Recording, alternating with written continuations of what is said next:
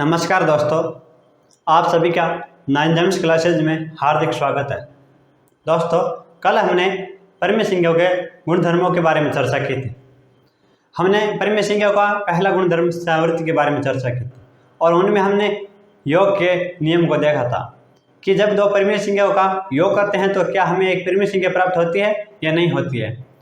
हमने देखा कि जब दो परिमेय संज्ञाओं का योग करते हैं तो हमें एक परिमेय संज्ञा प्राप्त होती है, जिसमें कि योग के अंतर्गत क्या परिमेय संज्ञा में सामर्थ्य का नियम होता है और गुणधर्म होता है, वो लागू होता है।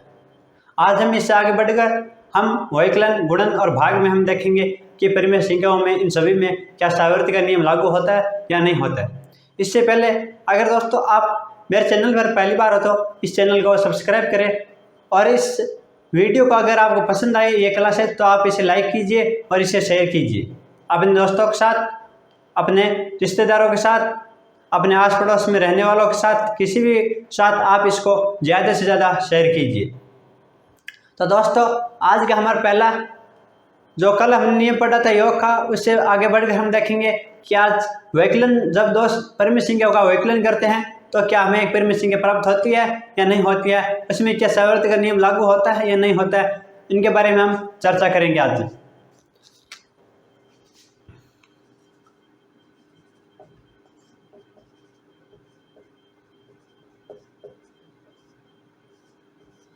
तो कल हमने एक नंबर पढ़ा था सावर्त का गुणधर्म। परिमेय संज्ञाओं का अंतर्गत हम पढ़ रहे हैं सावर्त का गुणधर्म। तो उसमें हमने योग का जो गुणधर्म था वो पढ़ लिया था। हमने देखा कि जब दो परिमेय संज्ञाओं a प्लस b को जोड़ते हैं तो हमें एक परिमेय संज्ञा प्राप्त होती है। आज हम देखेंगे कि जब हम दो परिमेय संज्ञाओं का वैकलन करते हैं तो हमें क्या परिमेय संज्ञा प्राप्त होती है या नहीं होती है। अगला हमारा टॉपिक आएगा वैकलन। तो नंबर है वैकलन।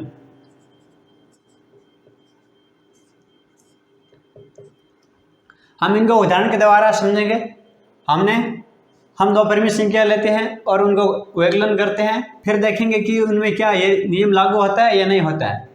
तो हम माना कि 5/8 माइनस 3/5, एक परिमेय संख्या 5/8 और दूसरी है 3/5। 5/8 है, उनमें से 3/5 को घटाना है। तो इसको घटाने से पहले आपको क्या करना होगा, आपको लघुत्तम लेना होगा 8 और 5 का। कल हमने देखा था लघुत्तम किस प्रकार लिया जाता है कि वह छोटी से छोटी संख्या जिसमें इन दोनों का पूरा भाग जाता हो वो क्या आएगा, इनका लघुत्तम आएगा। वह छोटी से छोटी संख्या जिनमें इन दोनों का पूरा भाग जाता हो वो क्या आएगा, इनका लघुत्तम आएगा।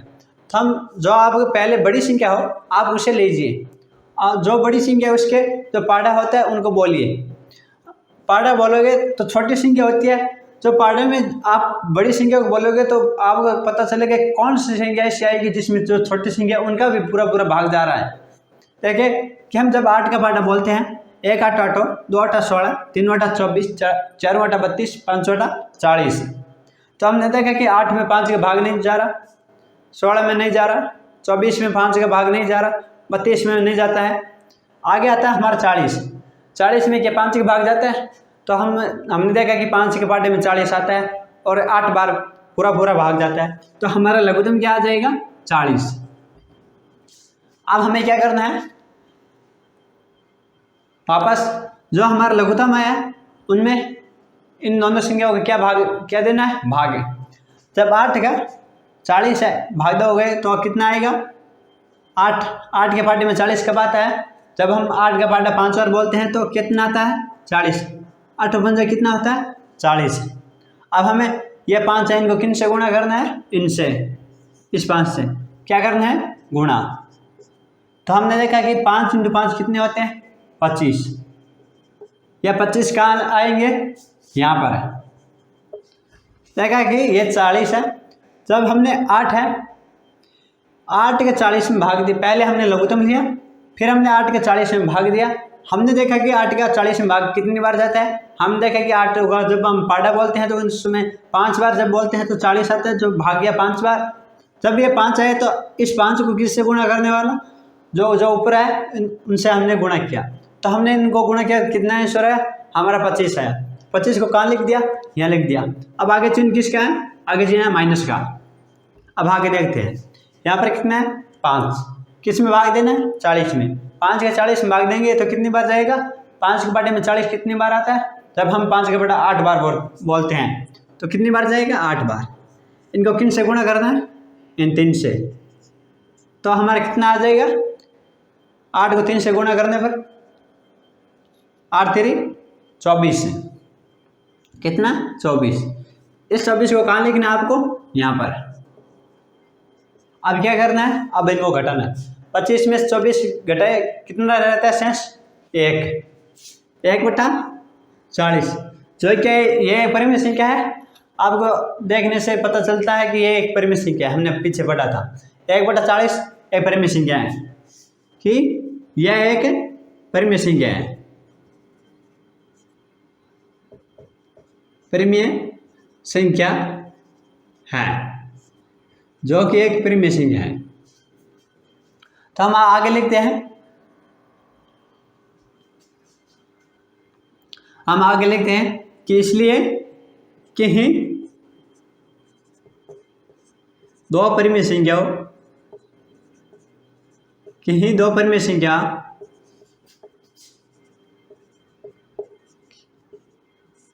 संख्याओं ए व बी के लिए ए माइनस बी एक परिमेय संख्या होती है, ए माइनस बी एक परिमेय संख्या प्राप्त होती है।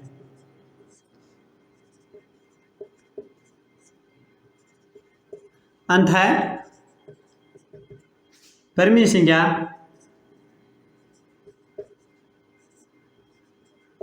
संख्या वैकलन के अंतर्गत क्या है, सावृत है।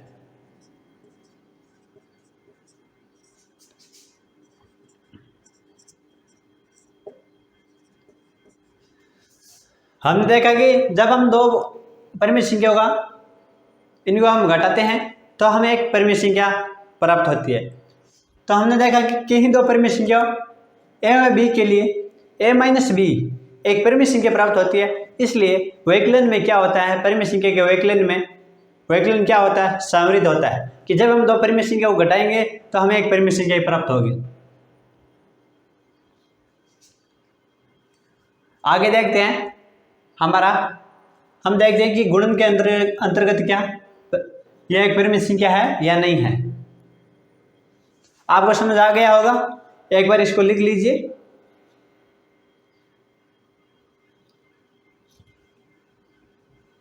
हमने 5/8 में से -3/5 घटाया था। इस प्रकार आप इनमें और भी जो संख्या है वो लेकर घटा सकते हो। जैसे हमने ले लिया 3/4 - 6/5 है यह संख्या ले, तो हम इनको देखते हैं कि यहाँ पर 3/4 है, यहाँ पर 6/5 है। तो पहले हमें क्या लेना होगा, इनका लघुत्तम। 4 और 5 बड़ी संख्या कौन सी है, 5 का पार्ट बोलिए कि जिसमें ऐसी कौन सी संख्या आती है जिसमें आपका 4 का भी भाग जाता हो। किसका भाग जाता हो, 4 का भी भाग जाता हो। 5 का पार्ट बोलिए ऐसा कि जिसमें क्या 4 का भाग जाता हो। तो हमने देखा कि 5 के पार्ट में 20 आता है जिसमें 4 का पूरा भाग जाता है। तो यहाँ पर कितना आ जाएगा 20, लघुत्तम कितना आ जाएगा 20 हमारा आ गया। जब लघुत्तम आने के बाद क्या करना है, वही जो संख्या उनका इसमें भाग देना है। तो 4 का भाग हम 20 में देंगे, कितनी बार जाएगा 5 बार। कितनी बार 5 बार। जब हम 4 का पार्टा 5 बार बोलते हैं तो कितना आता है 20 आता है। 20 आता है कितनी बार 5 बार। इनको हमें किससे गुणा करना पड़ेगा 5 बार। 5 को हमें किससे गुणा करना पड़ेगा, इस 3 से। तो हमारा कितना 5 को हम जब 3 से गुणा करते हैं तो कितना आता है हमारा 5 3 15 है। कितना 15 है। तो यहाँ पर कितना आएगा 15 है। कितना आ गया 15। आगे क्या लिखा हुआ है, आगे चिन्ह किसका है माइनस का, तो क्या आ जाएगा माइनस। आगे क्या है 5, 5 का किस में भाग देना है 20 में। कितनी बार जाएगा 4 बार, यहाँ पर 4। आगे क्या है 6, 4 को किससे गुणा करने पड़ेगा 6 से। जब 4 को 6 से गुणा करते हैं कितना आता है 24। 4 के पार्टी को जब 6 बार बोलते हैं तो कितना आता है 24। 24 कहाँ आएगा यहाँ पर। यह उनसे अलग है उदाहरण, इसलिए मैंने लिया कि क्या होता है। अब यहाँ पर हम देखते हैं कि 15 माइनस 24 है बटा कितना है 20। 15 में से माइनस 24 को घटाना है तो क्या आएगा, बड़ी में से छोटे घटाते हैं कितना आता है 24 में 15 घटाने पर कितना 9। कितना आएगा 9। अब चिन्ह जो बड़ी संख्या है उसके वो चिन्ह हमें से क्या आता है, पीछे हमने देखा था कि जो बड़ी संख्या है उनका चिन्ह इनके साथ आता है। तो बड़ी संख्या कौन सी 24, इनके साथ चिन्ह कौन सा है माइनस का। तो यहाँ पर क्या आ जाएगा माइनस बटा 20। ये क्या हो गई माइनस 9 बटा 20। यहाँ पर देखा कि 3 बटा माइनस 3 बटा 4 है। इस माइनस 3 बटा 4 में से माइनस 6 बटा 5 घटाना है। माइनस 6 बटा 5 घटाना है तो हमने देखा कि हम 4 और 5 का लघुत्तम लिया तो हमारा लघुत्तम आया 20। हमारा लघुत्तम आया 20। वह छोटी से छोटी संख्या जिसमें 4 और 5 दोनों को भाग जाता वो है संख्या 20। फिर हमने 4 का 20 में भाग दिया तो 20 में भाग देने पर हमने देखा कि 4 का 20 में भाग देने पर 5 बार जाता है। 5 बार गया और हमने देखा, फिर हम 3 से गुणा किया तो 15 आया। आगे देखा तो 5 का 20 में भाग दिया, 4 बार गया, 6 से गुणा किया और 24 आ गया। इस प्रकार आपको समझ आ गया होगा। आप स्क्रीनशॉट ले लीजिए, लिख लीजिए। आगे चलते हैं गुणन।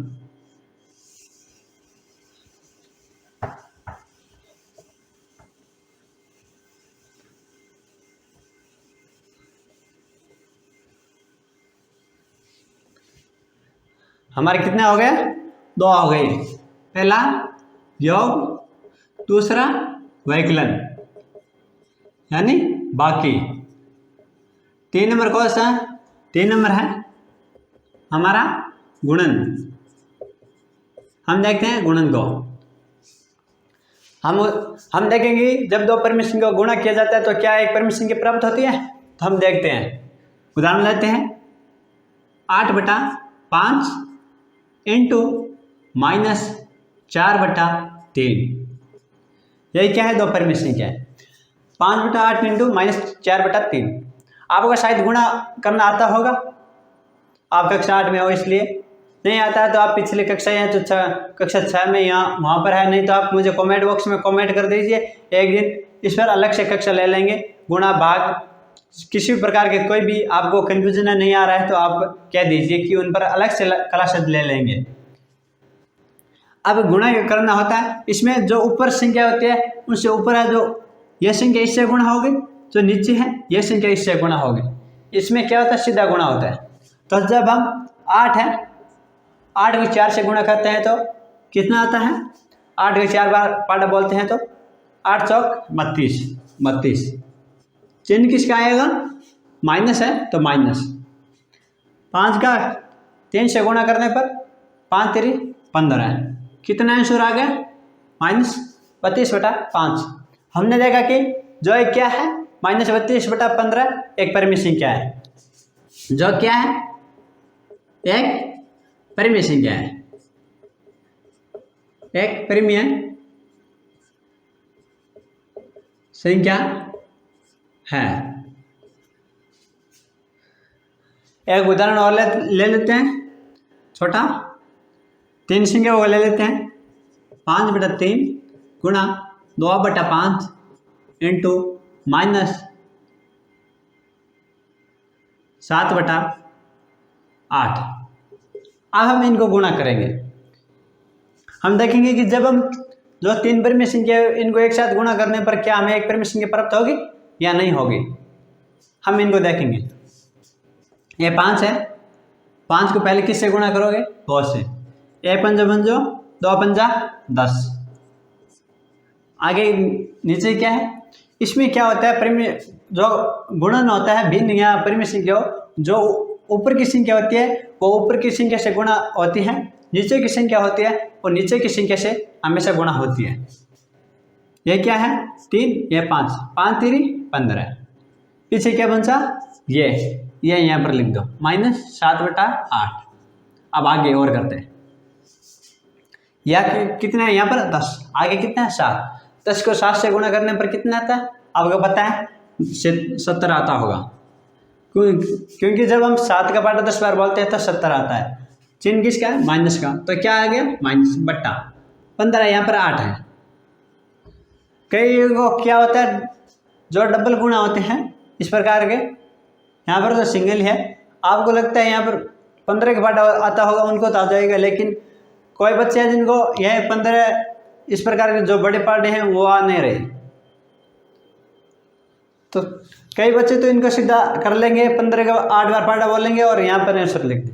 कुछ क्या करेंगे, उन जिसको ये 15 का यहाँ 10 से आगे बहुत है ऐसे जिनको ये पार्ट आ नहीं रहे, तो आप ऐसे कर लेना कि 15 लिख के 8 लिख के आप ऐसे कर लेना। ये सिंपल गुण है, ये आता होगा कि 8 पंजो कितना होता है? 40। आंसर 4। 8 4 कितना होता है? 120। जब हम 15 के बाद 8 बार बोलते हैं तो हमें पता है कि 120 आता है। यहाँ पर देखो 120 आ गया। यह सिंपल गुणा तो आता होगा, तो यहाँ पर कितना आ जाएगा? 120।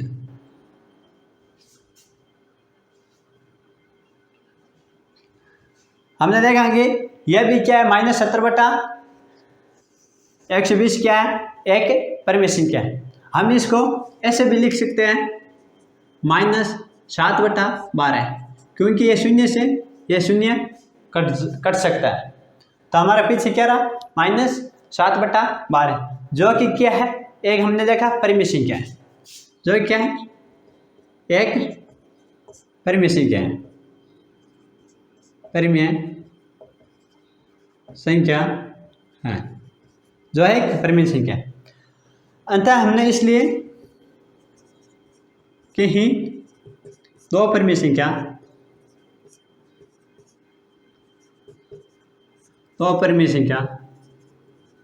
ए व बी के लिए ए गुणा बी एक परिमेय संख्या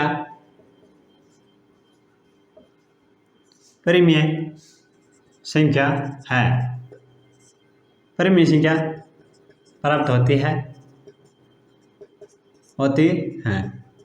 अंततः परिमेय संख्या योग के अंतर्गत परिमेय संख्या गुणन के अंतर्गत क्या है? संवृत है।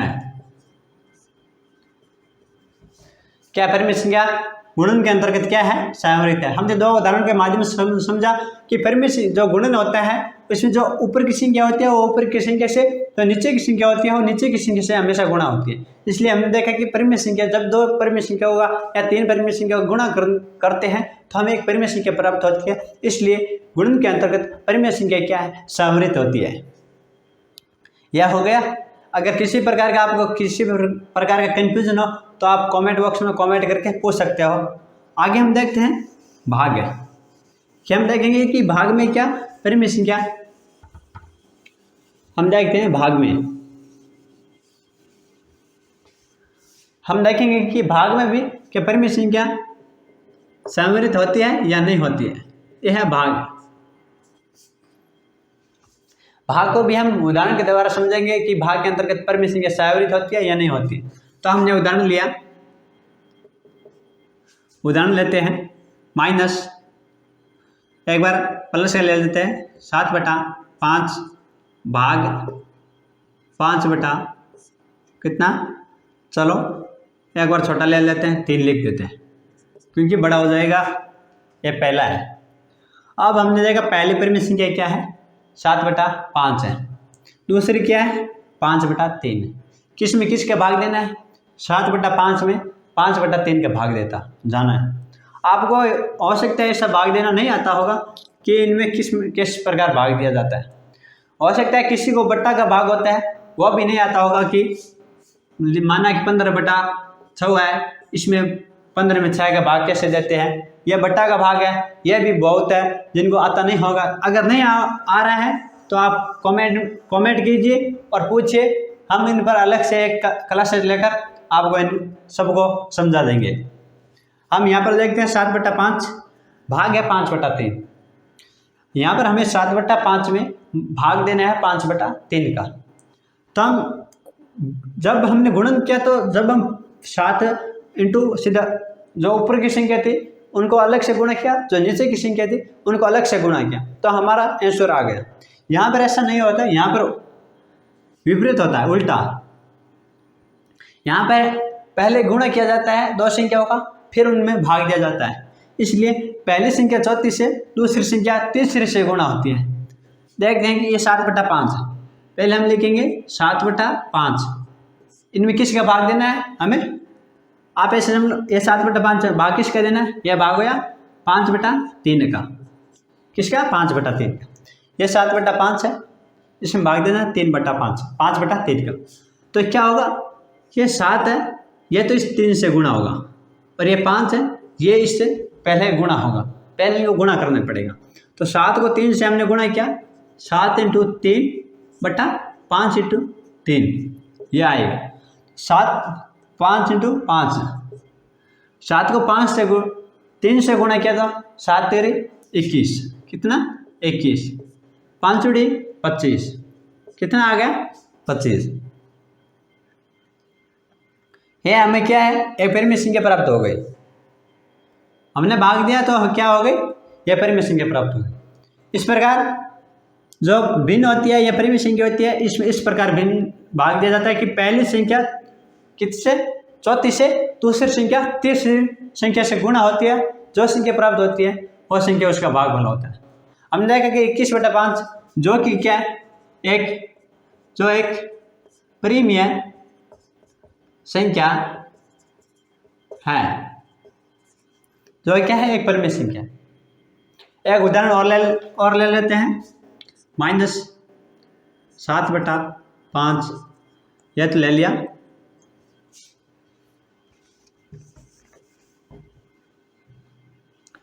-8/3 भाग देना है 4/6 हुआ। हमें यहाँ पर -8/3 है, इनमें भाग देना है 4/6 का। तो हम क्या करेंगे, पहले इस रूप में लिखेंगे, पहले -8/3 बटा 4/6, क्या पहले लिखेंगे -8/3, फिर बटा कितना है, किसका भाग देना है 4/6 का। तो वही नियम, पहली संख्या चौथी संख्या, पहली चौथी से गुणा, दूसरी संख्या तीसरी से गुणा, 8 और 6 से गुणा करना है, -8 × 6 बटा 3 × 4। तो आगे 8 को 6 से गुणा किया तो कितना आता है 48। 48 यहाँ पर चिन्ह किसका है, माइनस, तो माइनस। नीचे 3 × 4 12, 4 3 12, तो क्या 48/12 क्या एक परिमेय संख्या है। आपको पता है कि यह एक परिमेय संख्या है, जो कि क्या है, एक परिमेय संख्या है। इसलिए कि ही दो परिमेय संख्या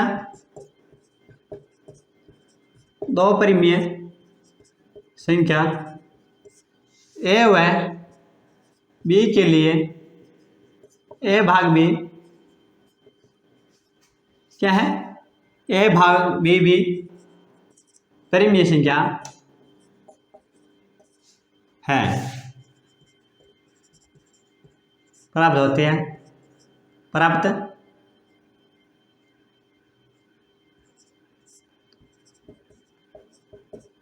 होती है। अंत है परिमेय संख्या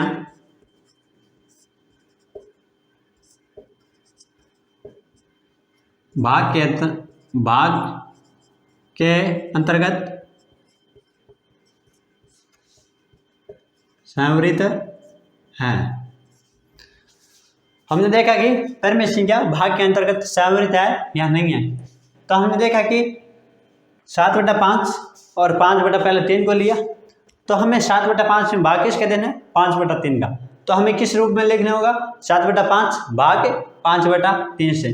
तो पहली संख्या किस संख्या से, चौथी संख्या, दूसरी संख्या तीसरी संख्या से गुणा हो गई। तो आगे क्या आया, गुणा होने पर 7 × 3 5 × 3 क्या आया, 7 को 3 से गुणा है क्या, 5 को 5 से 21/25।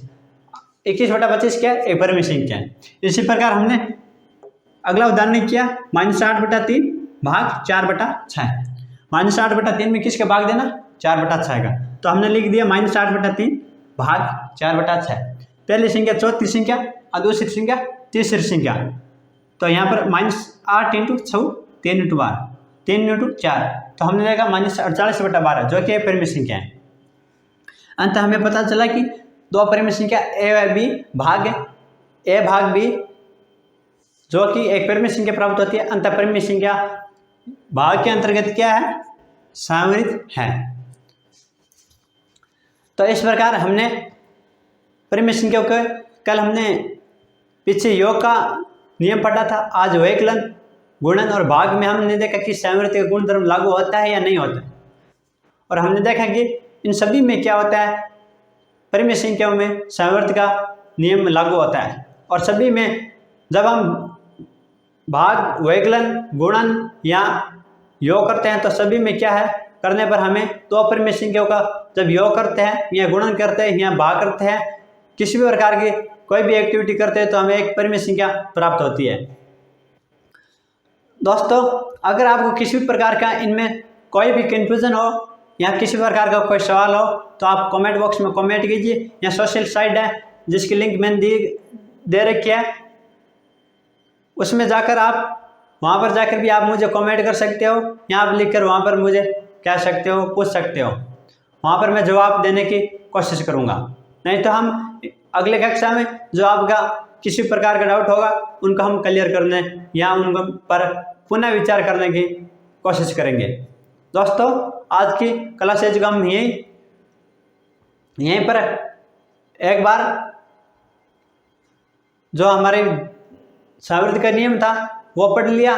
इसलिए हम देखते हैं कि कल का जो नियम आगे का क्रम नियम का हम नई क्लासेज के साथ शुरू करें। इसलिए आज की क्लासेस जो है हम इनको यहीं पर ख़त्म करते हैं। दोस्तों, हो सकता है कि आपको ये क्लासेज पसंद आई होगी। अगर आप इस YouTube चैनल पर पहली बार हो तो आप इसे सब्सक्राइब करें और बेल आइकन को प्रेस करें, ताकि जब मैं अपनी क्लासेज की वीडियो अपलोड करूं तो आप तक उसका नोटिफिकेशन पहुंच जाए। और इस ज़्यादा से ज़्यादा इसे शेयर कीजिए और इस वीडियो को लाइक कीजिए। दोस्तों, आपका धन्यवाद। आपका दिन शुभ हो।